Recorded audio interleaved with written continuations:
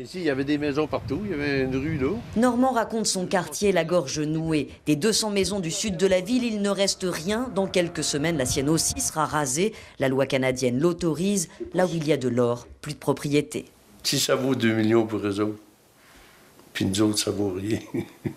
Je me demande jusqu'à est la justice là-dedans. Car l'or dans cette ville du Nord est partout. Quand les mines ont fermé, on s'est mis à forer entre les maisons. La ville roule sur un trésor. 9 millions de tonnes d'onces d'or. Cela représente 10 milliards de dollars au cours actuel. C'est un gisement de classe mondiale qui va permettre à la région de se développer économiquement et relancer l'économie de Malartic.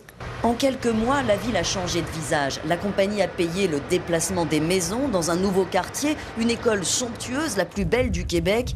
Les habitants, eux, n'ont pas eu le choix. Ils ont touché un petit chèque, 5 000 $ pour toute indemnité. Fait qu'il y a quelque chose qui ne marche pas. Les ressources, ils ne sont même pas au profit des gens du Québec et ni des gens de la région.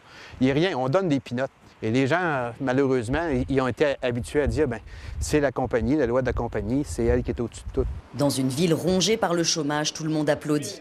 Avant que la mine arrive ici, oui, Malartic était un peu en perte de vitesse. On perdait tous nos commerces, c'est pas compliqué, puis les gens s'en allaient ailleurs. Avec ça, on est bon pour 20-25 ans. Au printemps, la ville accueillera 800 travailleurs supplémentaires. Alors pour l'instant, on préfère ne pas penser aux nuisances. Car pour extraire l'or, il va falloir creuser.